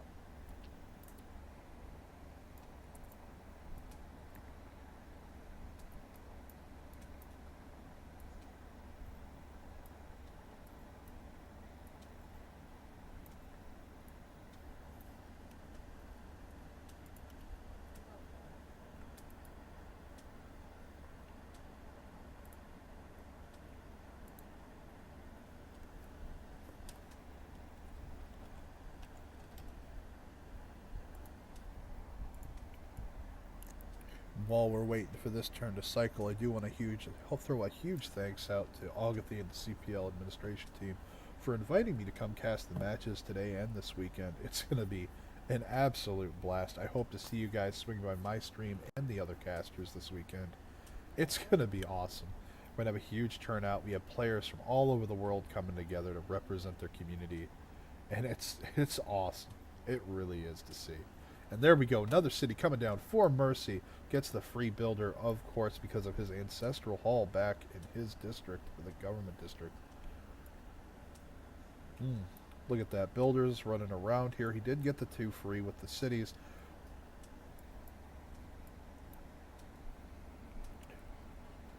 Oh, absolutely wonderful. Needs to get those tile improvements down. Galley's coming out to come meet this scout, and you in for a rude surprise, my friend. That said, we do have a quadreme sitting back here. In addition to the galleys, we might see a frigate caravel hit. A pretty hefty timing attack there. Because with that, even Antium could be taken. These 3 cities are coastal, and with 2 caravels and a frigate, it's going to be a lot of damage. Because you have narrow chokes like this, even if you can't get much done with frigates or battleships, I said this toward the beginning of the game when we were talking about naval combat, those frigates have range 2 and the battleships have range 3. They could decimate land armies trying to move through this area. Even if you put some jokingly pocketed in here, in this lake. Or this one. Or this one or that one. You could see a lot of damage done and really hold the line, where in a way that you honestly wouldn't expect. And there is the second galley there coming out for Mercy. He does have the horse here to hound down that scout if it came on the land. Doing an excellent job there. Oh, look at that. Quadreme is going to go scout around a little bit. Scout finds a goodie hut on this pocket lake, and he's checking out these little pocket areas, and he did find a goodie hut back here. And I don't know if he's seen it or not, but he's going to get that one there as well. I think Mercy might go to frigates himself and or the long game. He's at a pretty hefty disadvantage. I mean, yeah, he does have a lot more room, Agatha, you're very right. But if he doesn't correct the science deficit, he's going to be hurting. 45 science a turn to 17.5. 48 culture to 29.7. It's wrong. Mercy is more than just culture that he went. Taking a look at the culture screen, we do have 3 of 7. He is almost halfway there to a culture victory. The issue is, I think Mercy messed up chop management and has no campuses up or community. Yeah, he does not. He doesn't have any campuses, and each player has 1 commercial hub. Excuse me. Oh, we do have extra galleys coming out here as well. That's a 3rd. City gets established up north here off of this lake. Absolutely gorgeous. Gets the farm down right away.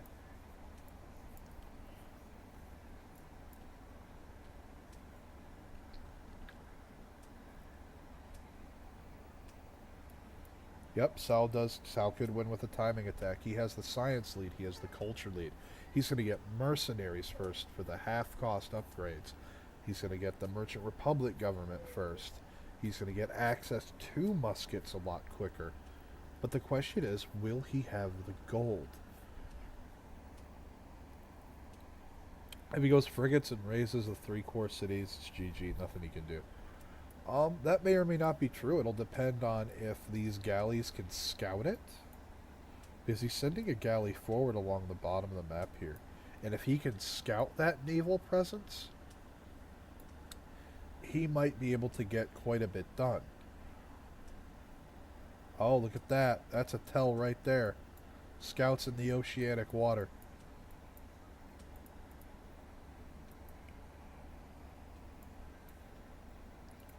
For those of you who are not familiar, in order to get into those deep, deep waters, you need cartography, and that is the Caravel technology.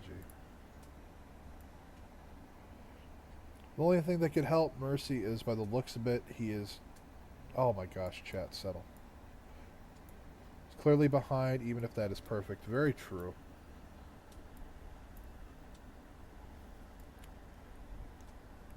He needs to stop expanding, and he needs to start building tall. Fast. He needs to get his science caught up. He needs to get his culture caught up. And he needs to do it before this timing attack can happen. Now, this lead galley that he's sending out here, if it can scout the naval presence, he can do something against it. He might have the time. Or, who knows, it might trigger a preemptive response from Sal. But either way, something's got to happen. And this is going to be very, very close, because these units are no longer in a good formation to support each other. He's got to get himself realigned. No need to be greedy. Does the map go around? Yes. So, you're looking at this distance right here.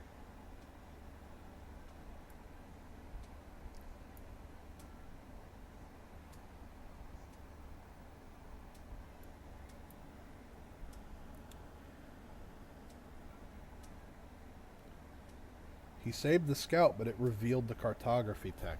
So he has to know this is coming, or at least is a potential to come. But again, Sal has such a large science lead that it doesn't cost him much by swinging to get that technology. 46.4 to 20.5 science. 70 culture a turn to 42.6. Now, for those of you that are wondering, we do have Mercy in a heroic age and Sal in the golden. He went double golden, whereas Mercy swung into a heroic there. And he's using that to try and propel himself forward, but there's still a lot to get done. That gap isn't going to close just on those heroic bonuses. Excuse me. We do have the first writer, Homer. Next scientist is going to be Hildegard, and we do, of course, have Levi as the next writer. It's going to be a long time before Mercy can get that religion cracked out at 3 a turn. He needs a lot more, 21 more points. It's going to be 7 more turns. That said, we still have the 1 merchant point a turn, and it's the 1 general point a turn.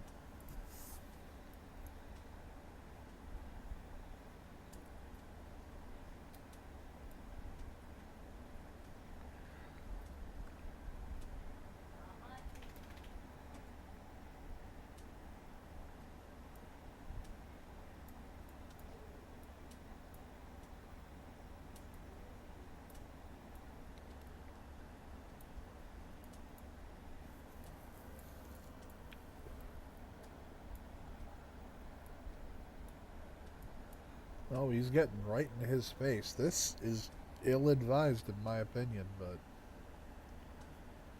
most of Carthage's army's cleared out. So we won't have any support or harassment from Carthage to help him.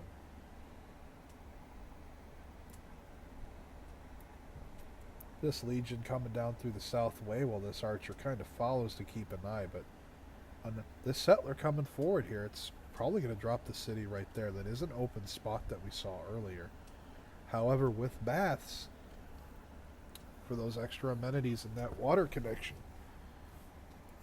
we do have archers coming out as well to reinforce this. That said, Mercy responding in kind, upgrading one of the warriors to a legion. He needs more troops up there if he's actually going to pressure.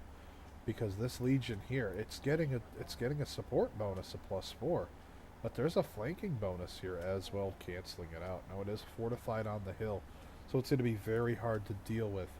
But none of these units are going to be able to budge much, and these archers are just going to be feeding promotions. We have quite a bit of a deadlock there, but he needs more to reinforce it if possible. Quadrime getting a little ballsy here, checking things out. Is in plain sight of the galley. That said, we do have a caravel in the water, as well as the second one down here to the south. So these caravels are going to be coming over and smashing face. I am hoping that he is going for frigate tech as well, and he pulls the quadrime back as well as bring this one in to upgrade the frigates.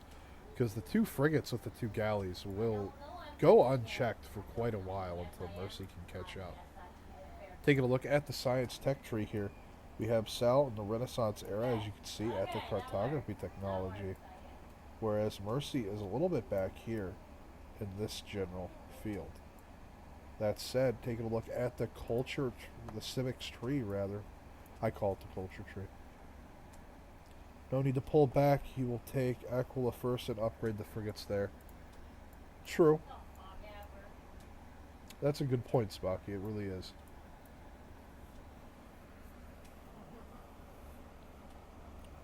We do have the Great Prophet coming out here. We have Confucius. We'll have to wait and see what the religious choices are.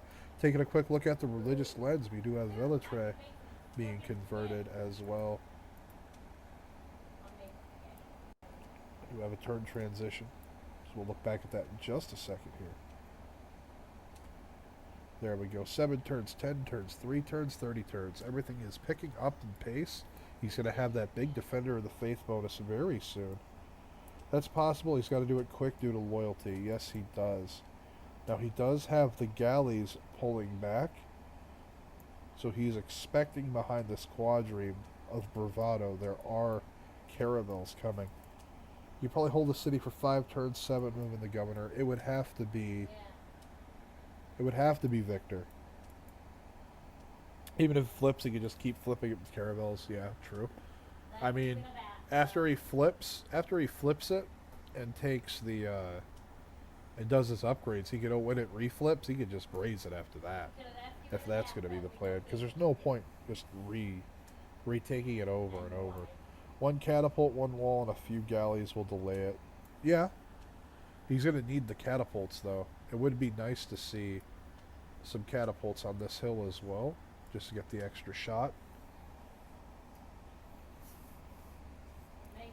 I mean, Mercy does need these coastal cities, and he's going to take a lot of damage if he can't get it under control.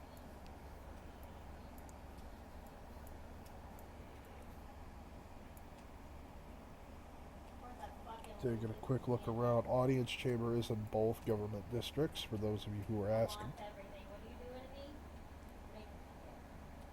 We do have commercial hubs coming down and getting worked on. Excuse me, goodness. Another one up there as well. In my opinion, Sal revealed the ships too early, but it will most likely work out. I agree. I would have liked, like, when he put the scout in the ocean water, that revealed the cartography tech. And had he kept it hidden, he could have let the scout die, or just thrown it onto the coast, and it wouldn't have gotten hit the first time. And he would have been fine. Because shipbuilding is pretty common to pick up, simply because you never know what scouts are going to find on those one-tile islands. And because of that, instead of just hiding it, keeping that hidden, he revealed it. And he could have gotten a lot more done with keeping it hidden. Now, we do have crossbows shooting at these legions. Not that they're getting much done to them, but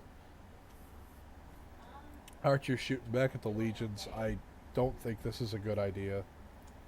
You're literally just feeding promotions on both sides. I mean, if the crossbowmen can get up to promotion 4, I mean, maybe.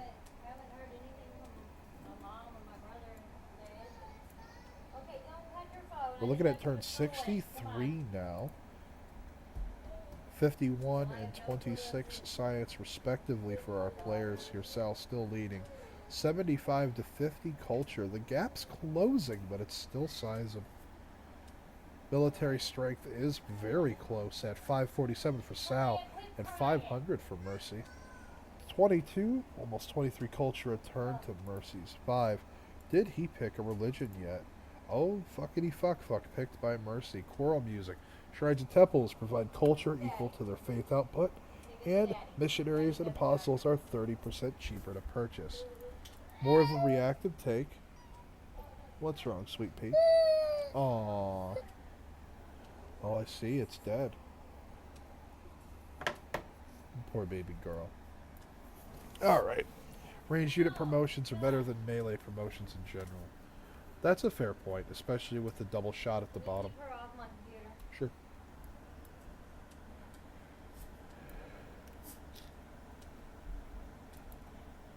How is everyone this fine day? For those of you who are just joining us, whether it's Twitch, YouTube, or many other variants that I stream on, including Binks TV, Afrika TV, thank you for coming out and joining us, spending the time out of your day to come see these matches between these two players. This is absolutely awesome. However, he is getting pressured for faith.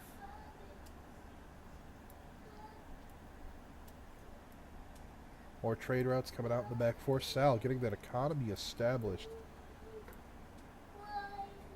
We do have some hits being traded here.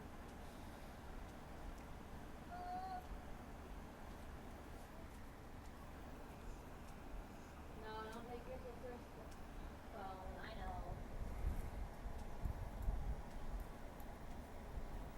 know. And there is El Cid being picked up by Mercy. You're casting tomorrow, right? Yes, I am, Eloquence. I will be casting a match at 0800 hours, 8 a.m.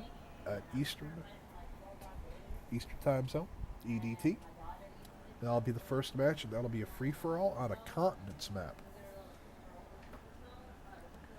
Later on that day at 1800 Eastern, I will be casting the free-for-all that is on a Pangea.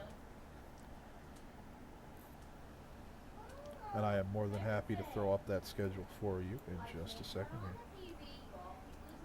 I do not, however, want to deny you guys seeing what these players are doing as they try to little vie for dominance on each other. Legion retreats across the river there. Mercies are moving forward a little bit, trying to apply a little bit more pressure. Only sees the one crossbow.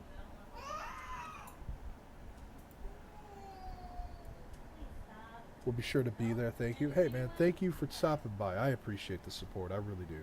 I'm glad you enjoy the content. It's great to be back. And again, a huge thanks to the CPL guys for inviting me over to come cast. It's great to be back. It's a great community. And I highly encourage you to be a part of it if you're not already.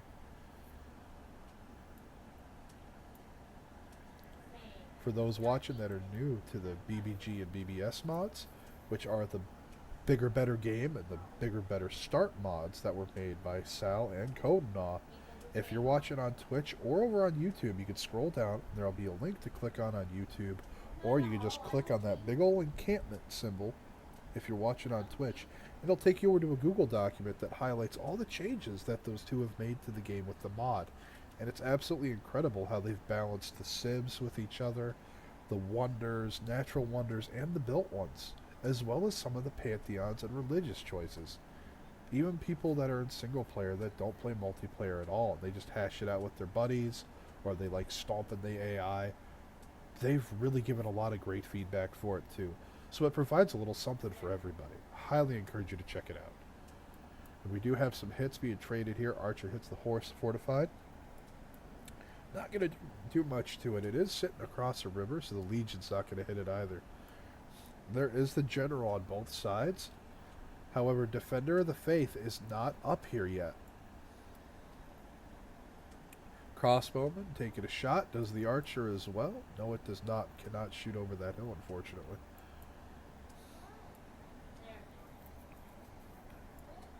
We do have Boudica checking out the southern side here, acting like a scout, making sure nothing sneaks through. That said, we do have a galley scoping out the coastal waters. And speaking of the waters, we do have both caravels now at Aquila. Next turn, we could see a hit from them. And I do apologize, only one of the caravels is there. Where did the other go? There it is, it's down here. Doing naval cleanup duty. I am sorry if you were really wanting to see those hits, those ships come in, but there's a lot to keep track of on this map. It's going to be really exciting to watch these players multitask the way they do. They're really planning ahead, really digging deep. Oh, and there's a quadri. Will we see a frigate response from Mercy? Oh, walls come up. Shot goes off. 2 caravel hits before the horse can get in. Now that horse defending there with the general will improve the city defense. With the garrison bonus, there it goes up to 38. And that does make a difference. However, oh, and we do have a harbor getting slapped down in Aquila as well. Mercy recognizing that this could turn into a naval game. That said, he does get this galley in towards the capital. He's going to see that it's coastal. Oh, there comes the hit there. And because of that Defender of the Faith, it does add up, and it adds up quick. Hildegard picked up as well by Sal. We're going to take a quick look at that. Next, great person for the scientists is going to be Omar. He's going to give the 2 Eurekas and 1 inspiration on use. Sal really making the most of that science lead there. Still no campuses out for Mercy, and he's sitting at 12 scientist points a turn coming from Sal. He's getting all of them. And it looks like he's going to be scooping the merchants as well. And it is only a difference of 1 point a turn, but early on you don't need that many, and it makes a difference. However, Sal already scooping at 6 admiral points a turn. He is just ahead of the game at every turning point, it seems like, against Mercy. Mercy, who was looking so strong in the beginning, did not make the most of what he's doing. He spent too long in that rapid expansion phase. But again, it's easy for us to say that because we can see the map. We can see what's going on. We don't have that limited vision. Taking a quick look at the culture victory here. 4 out of 13. So, Mercy has managed to slow Sal down. But the question is will it be enough? 94 culture a turn to Mercy's 55. 59 science a turn to the 28 of Mercy. He is really on the down and out here. He cannot afford to lose this rear city. But can he actually hold it? More quadremes coming out. We could see a frigate turn.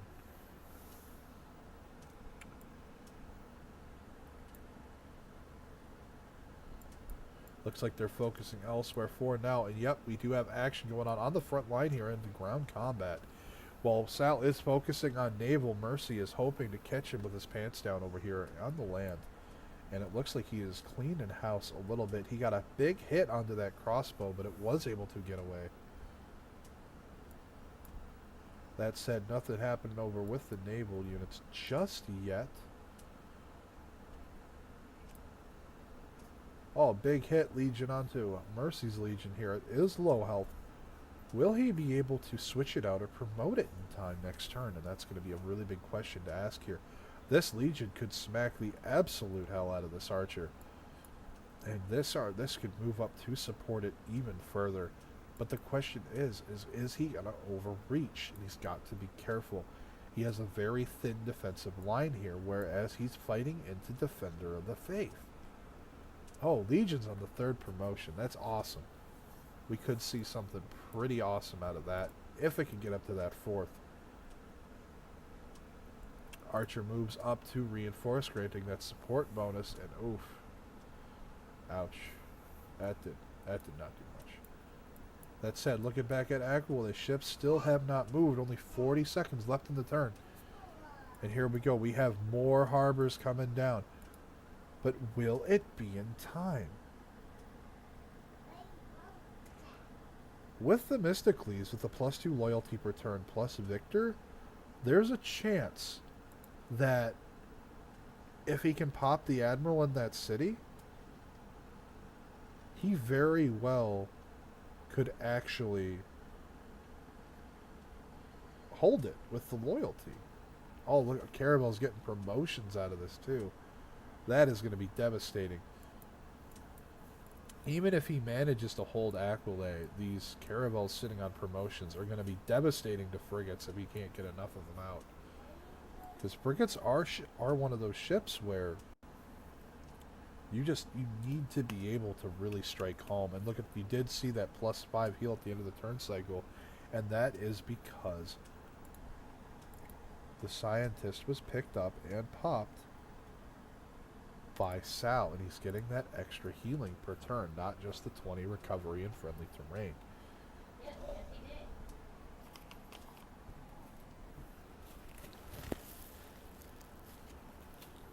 Caravels kind of counter frigates too if you play well. I like to follow a principle from RTS games called critical mass augathy. And it's when you have enough ranged units of a certain kind that you hit that critical mass and they're just not really counterable by certain things anymore. And frigates are an excellent example of that. If you have 4 to 6 frigates, it's going to take a buttload of caravels to get through it. And that's even on open waters.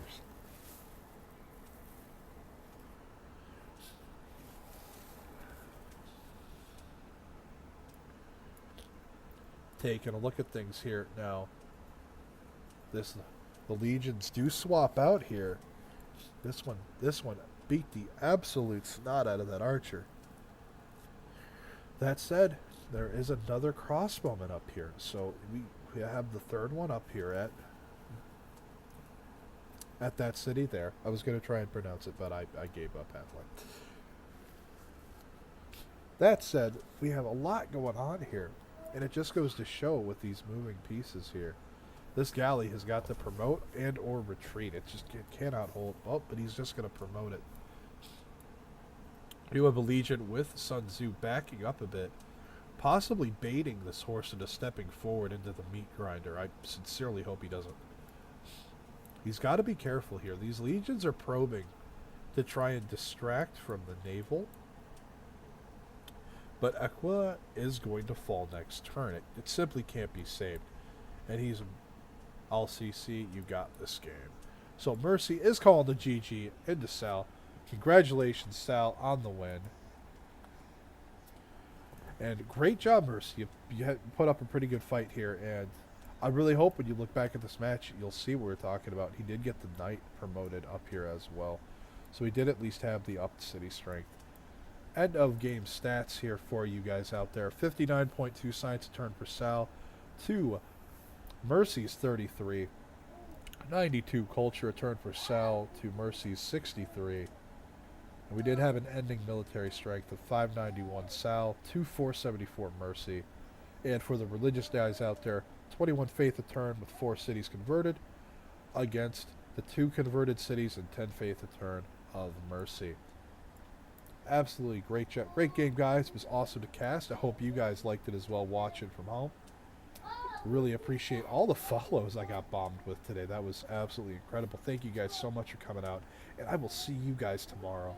Really look forward to seeing you guys. Remember, that is going to be up at 8 a.m.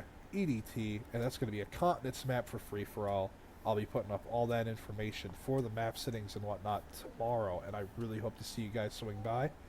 And don't forget to swing by the other casters this weekend as well, because it's going to be a blast. These are only the 5 matches I myself am casting. We have other casters for the team games as well that are going on. Hope you guys swing by and support them as well. Thank you guys again, and I look forward to seeing you guys next time.